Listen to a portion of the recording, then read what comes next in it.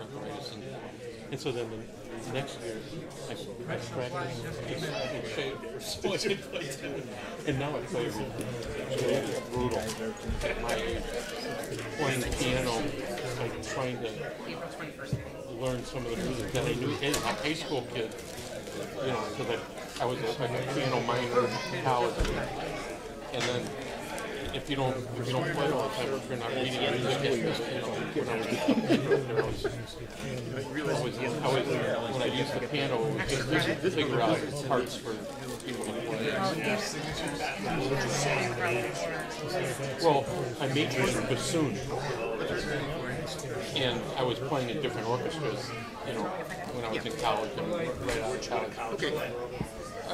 2 years to Lawrence University in Wisconsin, but then I finished at the American Conservatory downtown. Call the meeting to order. Oh, please rise. Then I ask you to join me in a moment of reflection on the business that's before us this evening.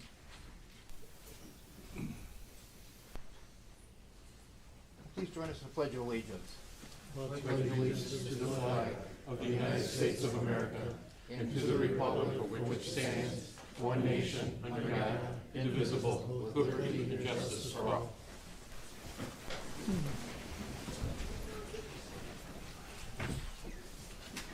Clerk, please take the roll. Yes, Alderman Brennan. Here. Alderman Begley. Alderman Basso. Here. Alderman Lewandowski. Alderman Key. Here. Alderman Scully. Here. Alderman McGrogan. Alderman Clifford. Here. All right, tonight we have a couple special presentations. First of all, we have a re-swearing in of one of our new police officers, and Gina, where's she Gia. at? Gia's where? Oh, there she is. Shannon, you take.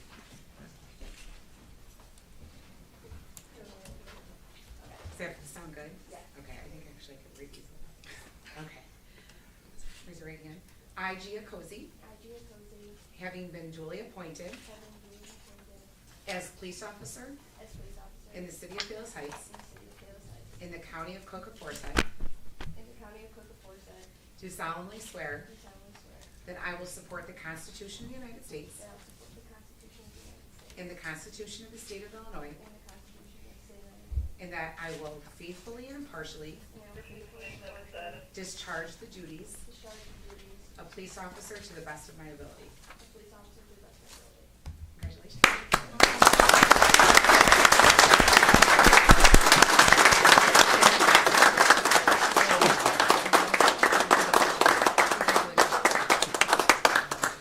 Congratulations.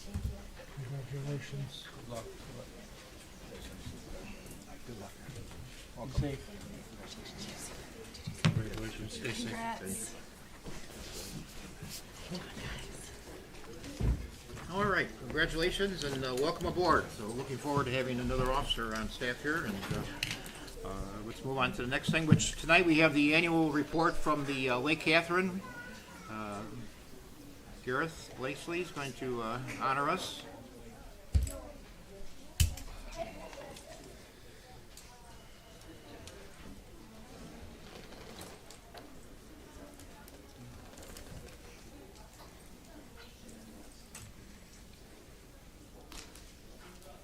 All yours, Gareth. Good evening. How's everyone doing tonight? Just fine. Good, good, good.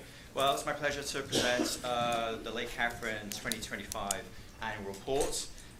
This is basically a rundown of all the activities and some of the highlights from the last year at Lake Catherine Nature Center. And one of the things we like to sort of like briefly kind of go over is we like to refine that our mission is to connect people to nature through education, recreation, and restoration. We've actually updated that mission to be more refined to what we are doing. I also have included our board of trustees here. They're integral to the kind of volunteers that are really useful for the management and oversight of the nonprofit. So they're very useful for all the things. And I've also included a few staff leads here about the different people that they kind of follow up with. So obviously myself, Coordinator of Business Operations Bridget, our naturalist Sophia Shuken, our Education Program Coordinator Naturalist Tara Taylor, our fundraiser Zoe Ryan, and our Volunteer Coordinator Chris Mannix. Some of the highlights from last year, although you may not be able to read it on this, is a lot of our events have outreach gone to more people than ever before. We've had volunteers continue to play a strong part of what we actually do. Last year, we still estimate that we have about 142,000 visitors come to the site. These are kind of based off the numbers coming from the bike trail, but also some of the numbers of people coming to our programs as well. We had 5,805 people join us for education programs. So these are people paying to come to our education programs, and some of those are more youth-based, and some of them are more senior. And then we also had 3,150 plus hours of volunteer time. So that's hours that our regular volunteers have been put into Lake Catherine, but also from different kind of groups that have come out and volunteered their times in different ways. And we also had 3,455 canoe and kayak rentals. Environmental education is one of the key components of Lake Catherine's mission and why we kind of try to do things. Last year we were able to pilot Scout merit badges. We were never able to do this before, but now we have a new educator that's able to kind of do those merit badges, so that's a key part of our new thing. We were able to do new camp sessions, and we've also been able to kind of develop meaningful partnerships with various organizations. One of the reasons this helps us, it helps us to provide more programs and more activities for different people, whether it's wellness, whether it's yoga, all that kind of stuff really kind of helps us kind of like do and provide more for the public at large. Some of the innovative programs we had last year was Animal Care Club and Animal Reading Buddies, and these are basically designed to foster responsibility between literacy, compassion, and through engaging in animal-centered experiences. So really trying to make the most of the different things that we have on staff for people. Last year we had 5,283 youth program participants, so that's a little bit different than the senior stuff. And, excuse me, and we ran 14 camps as well. Events and recreation is a key part. Many of you are very familiar with our Monarch Butterfly Celebration, which is obviously the kind of the highlight of the year. And this year we actually had 2 days of non-rain, so that was very useful, so we're very happy about that. We also had a number of different events like the Sunset Sonata, and we also do, throughout the whole year, nature walks, even on kayak rides. We did the Fall in the Forest, we did a Halloween night hike, and we also did an Erie kayak tour where people got out onto the lake and basically were in the dark looking for scary things at night, so that was fun. We also have been conducting and expanding our senior programs. We've expanded that to reach 146 participants. Most of it's with the local senior club in town, which has been really good. And this is basically our way of offering nature-based hands-on activities for seniors who may not be able to do it. Some of them are memory care aspects. We've also been able to have a variety of team building. We're still kind of doing that. We had 4 team building events last year with over 80 participants as well. Conservation and sustainability is a key part of what we do. So for example, we had 720 native plugs that we're able to sell at a native plant sale. We continued with the Mayor's Monarch Pledge, which includes the Monarch Celebration. We hosted a native plant sale, did different pollinated programs. We also had 21 restoration work days with different groups that came out and volunteered their time to either clear buckthorn, plant different species, all that kind of stuff. We also offer native landscaping services for different groups if they want us to come to their house and say, we want to make this more natural, beneficial to pollinators. We've also been kind of continuing on sustainability with supporting the Palos Heights Green Team. And we've been doing this through a number of different ways. One of them is through the Pumpkin Smash, which seems to be growing year after year, which is really great. The Christmas tree drop-off, where people can drop off their Christmas trees and we shred them and put them on the grounds. The City Cleanup Day, which was, one of them was just this last weekend, which was great. I believe they had a number of different things. And then also Sustainable Film Fest, and we have ours coming up in 2 days' time at the Palos Heights Rec Center. Volunteers are a key part. I won't go through all of these, but you can see we have one person who's been volunteering at Lake Catherine for up to 23 years, which is absolutely amazing that that person can actually stick up with us for all that period of time. But we also have, of that, we have 85 dedicated volunteers, gave 3,150 hours in support of Lake Catherine's mission. We're also heavily supported by the University of Illinois Master Gardeners, where they gave 514 hours of expert advice for a number of things by working in the gardens or helping with programs. So the value of that is put currently at $109,589. If you actually put that in worth values, that's what it's worth, but you really can't put a value on all the effort they put in for us. Some of our things that we've been doing also, we're a non-profit, and so the key part of that is donorship. Monarchs and Margaritas was kind of supportive of the Monarch celebration. It's the night before the Monarch celebration. And that brought in $23,000 just in that night alone, which actually really helped support the evening as well. So having people have a really great event that they can come along to, they can release a butterfly into the butterfly tent and have a really special time, really kind of helps cultivate those kind of the aspects of having people being donors and supportive of Lake Catherine. We also had a number of people supporting our Run Wild 5K to discover Lake Catherine, and we also had a couple of grants last year as well. But we also have individual donors. So this is just an example of the number of individual donors that kind of came through last year. In total, separate from even like the fundraising events, that brought in 77,000 plus in donations because people really understand it now that we're more of a non-profit. And also tree, shrub, and memorial donations are a continuing thing that people do. So a lot of times people will come in and want to put a tree, and they will do a donation to Lake Catherine so that can go on. And this year we started doing mature tree dedications. So to kind of broad that, so I'm just looking at the non-profit numbers here. So last year the non-profit itself brought in $458,936. That's a 9% increase over last year, which is significant. So what we've been able to do with those kind of things is that allows us to have a net income of $91,000. And what we've been doing with those funds is now putting that into an endowment fund, which actually helps support the kind of the growth of Lake Catherine in the future. So that's money that will be locked away, and then actually we'll be able to use the interest from that and be able to use that to help with operational funds in the future. So that's a key aspect of making sure we can maintain our sustainability, and over time also take on more ownership of expenses from the city as we go forward, which also means staff members and other kind of things that we want to do as we go forward. So I always want to make sure that people know that we're a non-profit, so donations and giving is the key aspect of what we need to be going forward. You can also have people join us and become a folk member. Membership program was one of the first things that we updated last year. So many nature centers have a membership program where they get slight benefits by being a member of the lake, and they also get to have a little bit more of kind of a family time with what's going on at the lake and what good stuff is. Our event venues are a really important revenue stream for us. So this brought in about $200,000 last year. And so maintaining those and keeping them beautiful and making sure that people can come up and enjoy our facilities, whether it be the clubhouse, the auditorium, or outdoor ceremonies or outdoor receptions, these are all a key part of making sure that we kind of keep our operations going and sustainable as we move forward. And coming up in 2026, we have a number of different things. We also have snow showing when it actually snows. It's been kind of tricky a bit off. Kayak and canoe rentals, they start on May 18th and then we'll go through to October 12th. We have a variety of fishing events throughout the year. Rather than a couple of big ones, we do multiple smaller ones, and that seems to be more popular and actually seems to be a little bit more economical for us.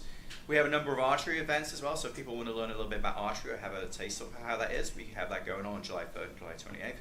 And then we also have a variety of guided tours, canoe and kayak, which people seem to enjoy, either it be in the morning or in the evening. And it's a great opportunity to see if there's beavers on the lake at that given time, because people seem to enjoy that when they come out. Not all the time, but that's some of the things we have. And then coming up in 2026, we actually just had the Run Wild 5K race, which is just a week ago. We had the Earth Day cleanup is coming up tomorrow, because it's Earth Day tomorrow. Hopefully everyone remembers that. Native plant sale on May 1st, Wellness Health Walk on May 22nd, Archery 3rd and July 28th. We had the family camp out on August 7th to 8th. Monarch Butterfly Celebration, which is one of the ones we want everyone to remember, is on September 19th and 20th.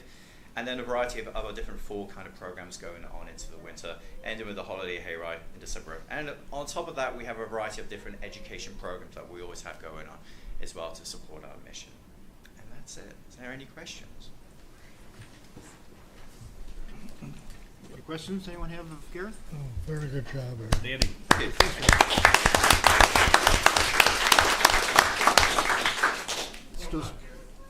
Still continues to be the jewel of the southwest suburbs, I think. So. Me or Lake Catherine? Both. Thank you. Let us ponder that. Never mind, I'll save something. All right, then the consent calendar tonight, we've got the approval of the minutes of the city council meeting from April 7th, 2026, the approval of the payroll and the voucher list for the period ending April 17th, 2026, a proclamation declaring the month of May Neurofibrostatic Awareness Month, easy for me to say, and I'll be back with that in a little bit. And the approval of the payroll to Morris Engineering for engineering fees and various projects throughout the city in the amount of $5,850.53. Need a motion to approve the consent calendar. So moved. Is there a second? Second. Roll call. Alderman Brennan. Yes. Alderman Begley. Yes. Alderman Basso. Aye. Alderman Key. Yes. Alderman Scully. Yes. Alderman Clifford. Aye. All right, there's no sealed bids tonight. What I do, like I mentioned the proclamation, and we've got some representatives here, so I would like to actually read the proclamation for tonight if I could, and make a little presentation here. Whereas the community across Palos Heights are home to individuals and families with neurofibromatosis, a complex generic condition that impacts thousands nationwide. Whereas neurofibromatosis, commonly known as NF, which I thank for doing that, refers to a group of complex genetic conditions that cause tumors to grow in nerves throughout the body, which may affect the brain, spinal cord, peripheral nervous system.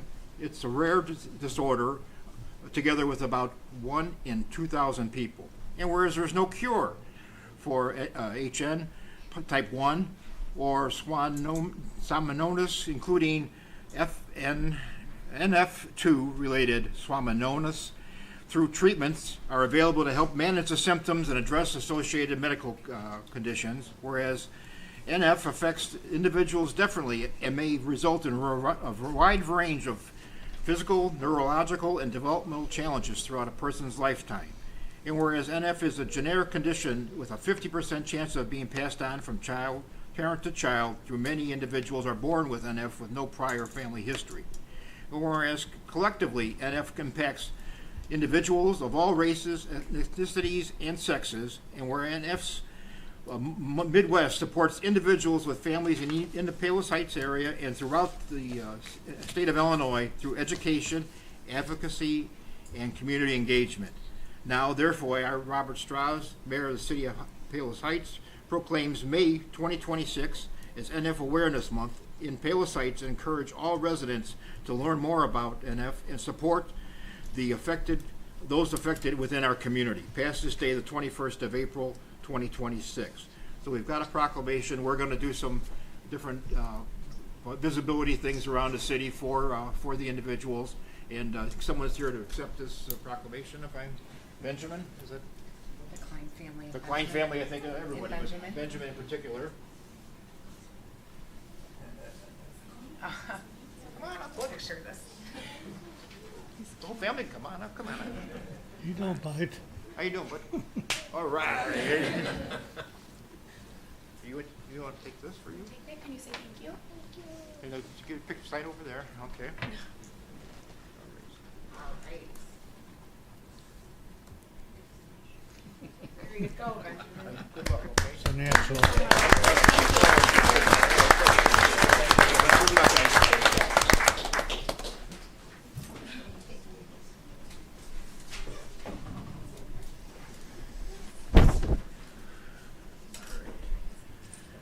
Also, if last meeting, we passed a resolution in opposition to the Build Act, which is presently being debated in the Senate, actually, an executive committee this Thursday.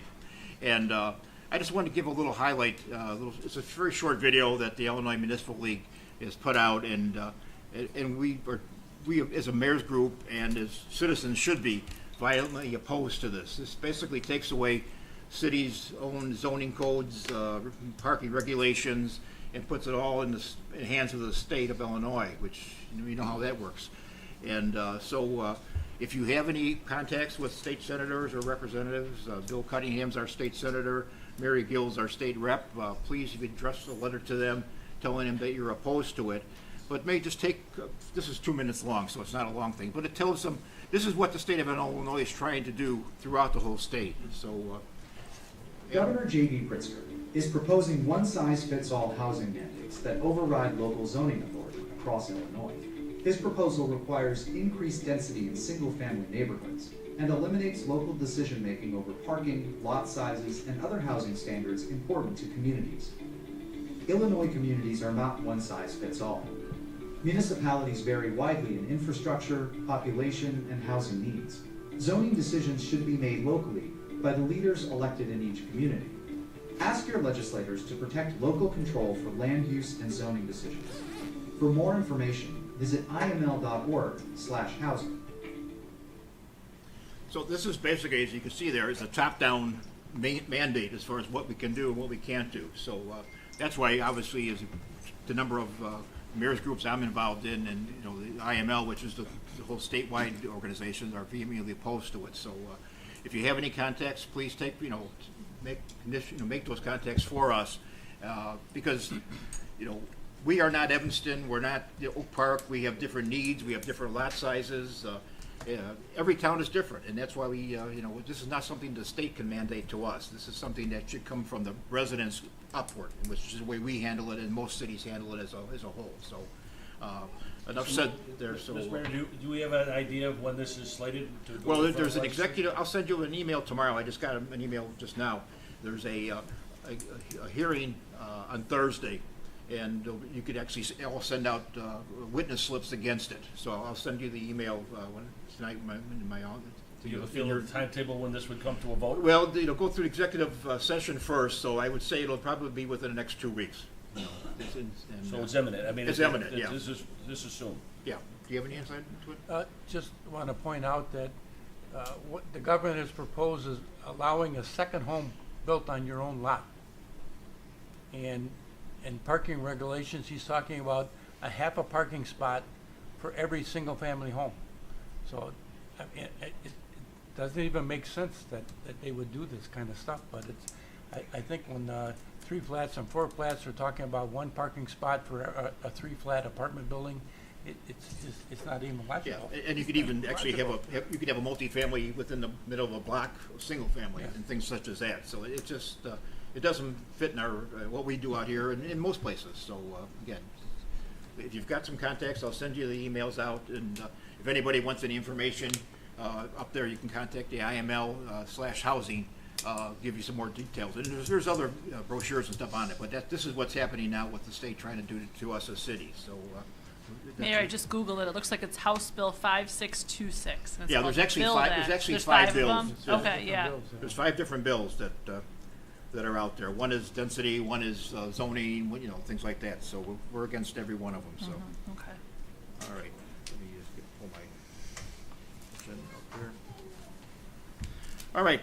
Looking for a motion to approve a resolution supporting Illinois America commemoration of 250 years of America. So someone moved.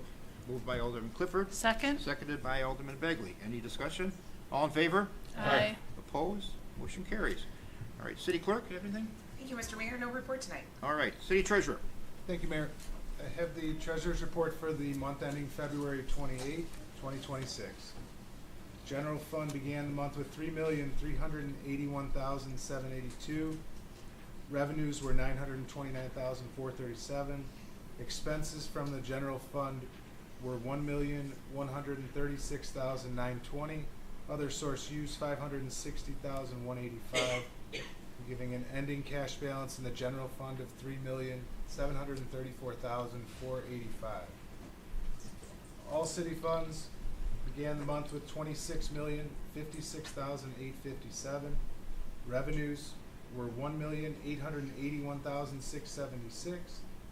Expenses totaled $1,909,255. Other source use negative $437,199, giving a ending balance in all city funds of $25,592,079. That concludes my report. All right, need a motion to approve the Treasurer's report? So moved. Moved by Alderman Clifford. Second by Alderman Brennan. Discussion? Roll call? Alderman Beckley. Yes. Alderman Basso. Aye. Alderman Key. Yes. Alderman McGrogan. I'm sorry, Alderman Clifford. Aye. Alderman Brennan. Yes. That's it. Yes. All right. City Attorney? No report. Yes. Any communications? Anyone have? I have Citizens? Mayor, Jack's got- Oh, Jack, I'm sorry. Jack has something to say. In relation to the previous comment by the mayor about the 250th birthday of our nation, there's going to be a couple events coming up.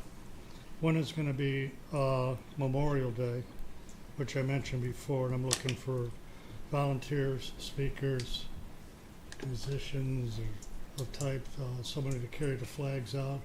Anybody who would like high school students that have some writing skills would like to write a few words on what Memorial Day means to them.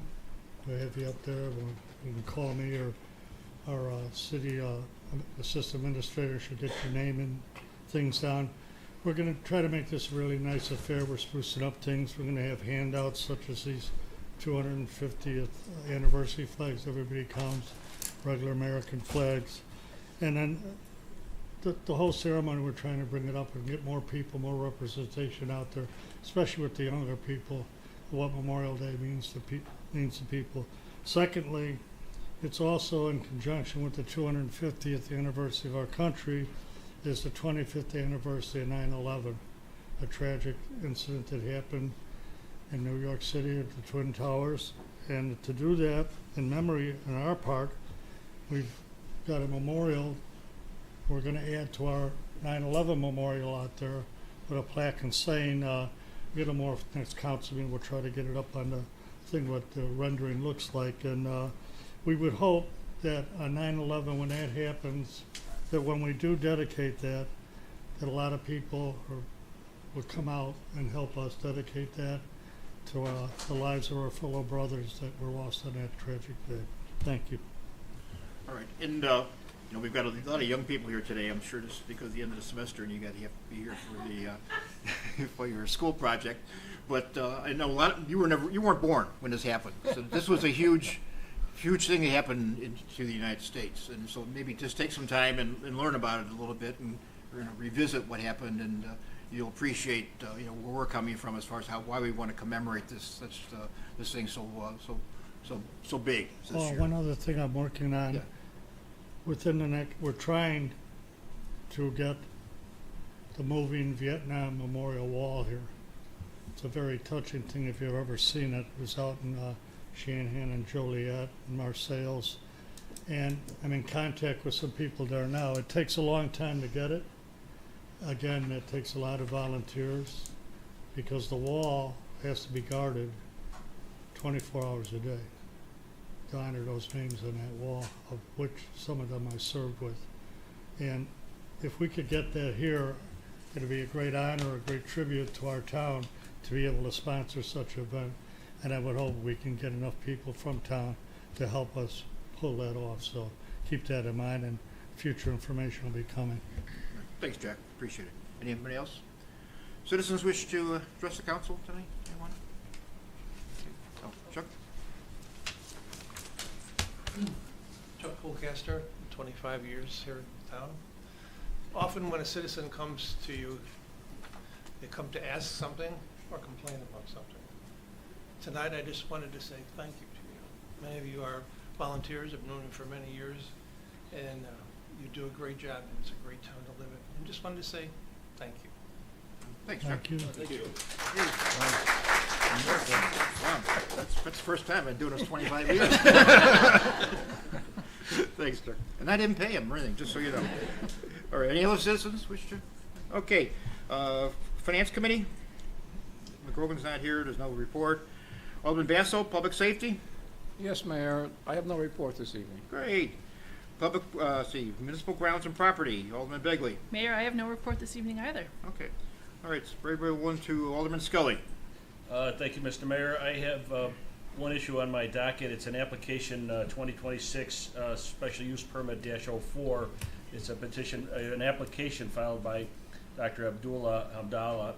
It's an application to direct the city attorney to draft an ordinance to allowing a B1 restricted and a B business zoning district to operate a medical clinic and urgent care within the premises located at 12244 South Harlem. We've come to an agreement to table this subject to the receipt of the MKSK overall plan for that area of the city in the old Palos district. And the applicant has just asked us to table it until we get that and we can reconvene. So I'll table that for a extended period of time. Okay, great. Thanks, Pete. That's all for this report. All right. Alderman Key, Recreation. Thank you, Mr. Mayor. I'd like to make a motion to approve Community Park seasonal washroom cleaning services for Sertoma Star Services from April through October 2026 in the amount of $950 a month. Second? Moved by Alderman Key, seconded by Alderman Begley. Discussion? Roll call? Alderman Basso. Aye. Alderman Key. Yes. Alderman Scully. Yes. Alderman Clifford. Aye. Alderman Brennan. Yes. Alderman Begley. Yes.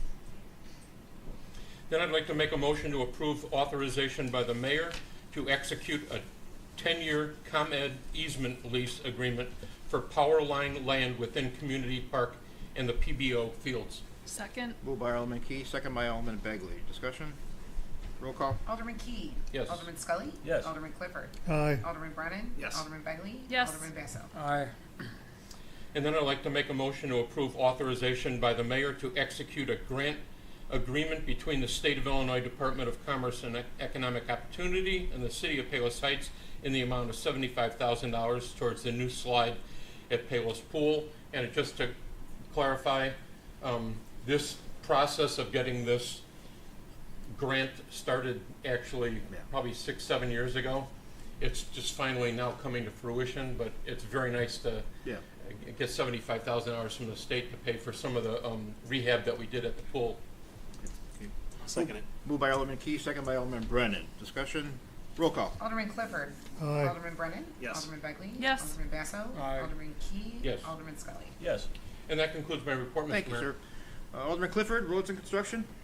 Yes, motion to award the 2026 MFT program bid to Lindell Brothers, Inc.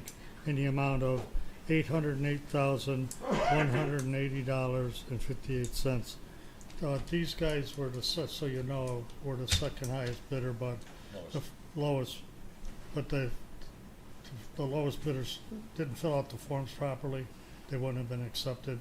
The state had concerns, so but we're allowed to go to their next bidder, which is Lindell Brothers, for $808,180.58. Okay. Moved by Alderman Clifford. Is there a Second. Second by Alderman Begley. Discussion? Roll call. Alderman Brennan. Yes. Alderman Begley. Yes. Alderman Basso. Aye. Alderman Key. Yes. Alderman Scully. Yes. Alderman Clifford. Aye.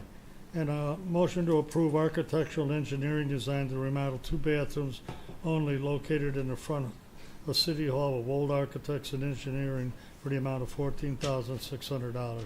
Moved by Alderman Clifford. Is there a second? Second. Second by Alderman Begley. Discussion? Roll call. Alderman Begley. Yes. Alderman Basso.